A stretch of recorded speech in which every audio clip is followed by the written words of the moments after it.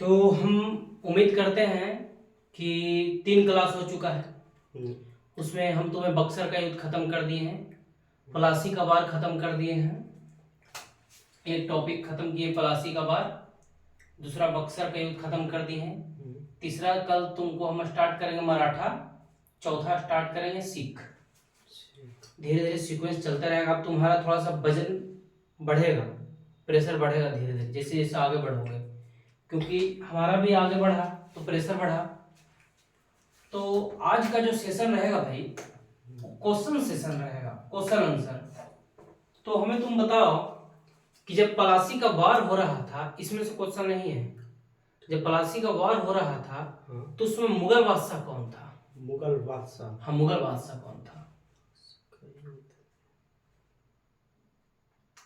तुम पढ़ के आया है लुसेंट?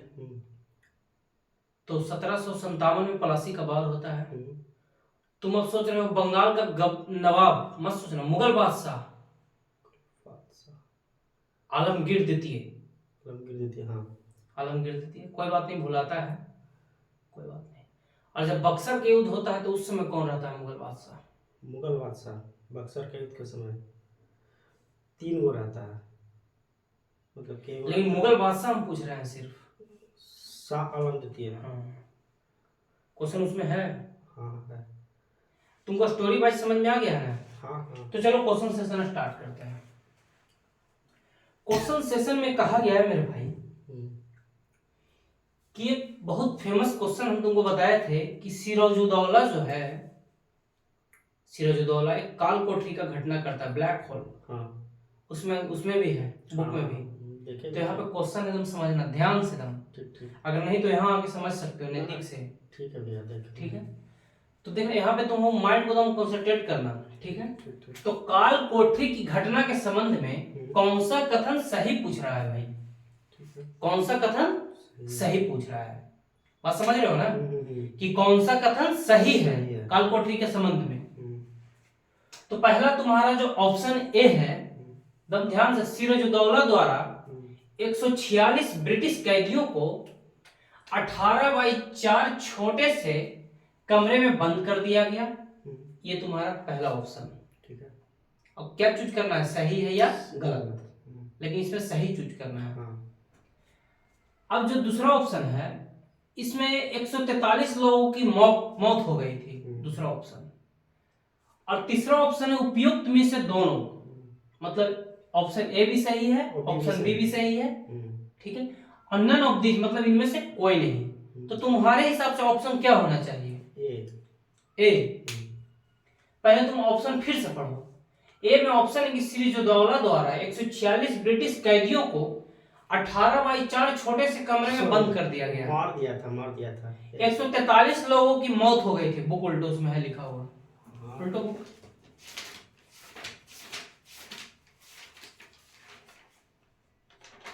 नहीं मिला?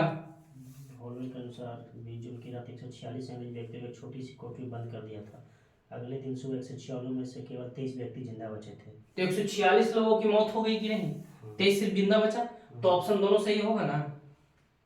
उपयुक्त तो दोनों सही होगा। घबराने का बात नहीं है, डरने का बात नहीं। अब समझ में नहीं आया? नहीं, देखिए एगो में हमको लग रहा था 146 सही है। हाँ, लेकिन एगो 143 मतलब कि इसमें नहीं था, इसलिए हम थोड़ा नहीं है उसमें। 143 नहीं कैसे है? 146 है, देखिए। हाँ, वही 143 कहीं 46 है, लेकिन है ना? हाँ, दो चार नीचे ऊपर नीचे होते रहता है। हमें माउथ बदल नहीं 146 खाली देखनी है, लेकिन माउथ है दोनों होगा। हाँ, होगा ना? ऐसे एग्जाम में पूछेगा तुमको, एग्जाम में इसी तरह पूछेगा, बहुआ की तरह थोड़ी पूछेगा। अब एग्जाम का पैटर्न बदल चुका है। चलो कोई बात नहीं, समझ में यहाँ पे आया? इसकी स्टोरी फिर फॉर्म फिर बताए। हाँ, ना ठीक है, समझ गया। अब दूसरा क्वेश्चन तुम्हारा है, बंगाल का प्रथम स्वतंत्र नवाब किसे माना जाता है? पहले क्वेश्चन समझो। बंगाल का जो है मेरे भाई स्वतंत्र नवाब किसे माना जाता है? अब स्वतंत्र नवाब मतलब जो पैसा नहीं देता था, जो पैसा नहीं देता था, अलवर्दी खां।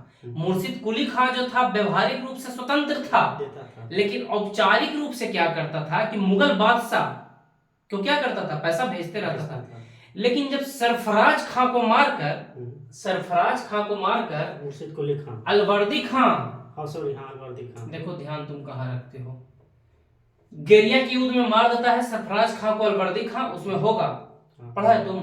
बोला नहीं पढ़ा, नहीं पढ़ा, पर धीरे धीरे डरने का बात नहीं था, मेडिटेशन दूर रखना है। अलवर्दी खां सरफराज खां को मारकर बंगाल का नवाब बनता है और मुगल को टैक्स देने से मना कर देता है, कहता हम स्वतंत्र हैं। तो इसका आंसर कौन होगा? सिराजुद्दौला, अलवर्दी खां, मुर्शिद कुली खां या नन, कोई नहीं। इसका बंगाल का प्रथम सुल्तान नवाब किसे माना जाता है? हाँ, सिराजुद्दौला, मुर्शिद कुली खां। ऑप्शन देखो, सिराजुद्दौला, घबराना नहीं है तुमको, अलवर्दी खां होगा। तो बस यही क्वेश्चन, बस यही तुमको घुमा रहे हैं मारो पूछ के। हाँ बोल रहे हैं कि नहीं होगा? नहीं कैसे बोले हम? वो नान क्या बोले नहीं होगा? नन मतलब कोई नहीं, इनमें से कोई नहीं, ना अलवर्दी खां। मतलब न एक है, न दो है, न तीन है, तो ये सही है, नहीं गलत है। ऑप्शन ऐसे ही तुमको देगा भाई, बोले एग्जाम का पैटर्न चेंज हो चुका है, अब देखना तुम जो पैटर्न नया हो। अच्छा, ये मान लिया पूछता मुर्शिद कुली खां, अगर आंसर आता तो क्वेश्चन कुछ ही रहता। फिर अगर मुर्शिद कोई तो नन हो जाता, कोई नहीं। नहीं मतलब कि मान लिया आंसर आता मुर्शिद कुली खां, तो क्वेश्चन फिर कुछ ही बनाता। अच्छा, आंसर मतलब मुर्शिद कुली खां रहता हाँ। तो फिर मुर्शिद कुली खां के तुम आंसर मारते। क्वेश्चन क्या रहता? क्वेश्चन में लिखा हुआ फिर। अच्छा, मुर्शिद कुली खां अगर आंसर रहता तो इसमें देखो क्वेश्चन रहता कि जो इसमें है, नीचे क्वेश्चन है, नीचे है कि ऐसा औरंगजेब द्वारा नियुक्त, ऐसा औरंगजेब किसे अपना दीवान नियुक्त किया था, तो मुर्शिद कुली खां। अब क्वेश्चन कैसे पूछेगा कि बंगाल का ऐसा कौन सा नवाब था जो व्यवहारिक रूप से तो स्वतंत्र हो गया था, लेकिन औपचारिक रूप से मुगल बादशाह को टैक्स भेजते रहता था। टैक्स वहां लिखेगा क्वेश्चन, टैक्स लिखेगा या राजस्व लिखेगा, कुछ भी लिखेगा, बस यही से। तो अब आंसर तुमको देगा, तो अलवर्दी खां तो देता नहीं था, सिराजुद्दौला है, मुर्शिद कुली खां है, अनन है, तो फिर मुर्शिद कुली खां भेजते रहता था। मुर्शिद कुली खां का उत्तराधिकारी सुजाउद्दीन आता है, सुजाउद्दीन के बाद सरफराज खां आता है, सरफराज खां के बाद अलवर्दी खां आता है, अलवर्दी खां के बाद सिराजुद्दौला आता है, सिराजुद्दौला के बाद तुम्हारा मीर जाफर आता है, मीर जाफर के बाद मीर कासिम आता है, फिर मीर जाफर को बैठा देता है और मीर जाफर मर जाता है, मरने के बाद बंगाल का नवाब बन जाता है खुद, जो रॉबर्ट क्लाइव। तो दिमाग में रखना पड़ेगा भाई, एग्जाम ऐसे बच्चा का अब खेल नहीं रहा। अब देखो तीसरा क्वेश्चन, सन 1700 ईस्वी में मुगल शासक ने मुर्शिद कुली खां को बंगाल का दीवान नियुक्त किया था।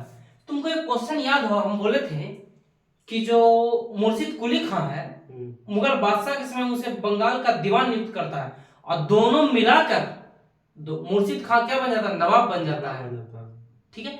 तो उसको बंगाल का दीवान कौन नियुक्त किया था? अब दिमाग लगाओ, अकबर, जहांगीर, शाहजहां या औरंगजेब? औरंगजेब राइट आंसर है। देखो धीरे धीरे तुम लाइन पर आ रहे हो, तो मेहनत करोगे तो आगे बढ़ोगे भाई, बिना मेहनत किए आगे नहीं बढ़ सकते हो। अब बंद कर दो।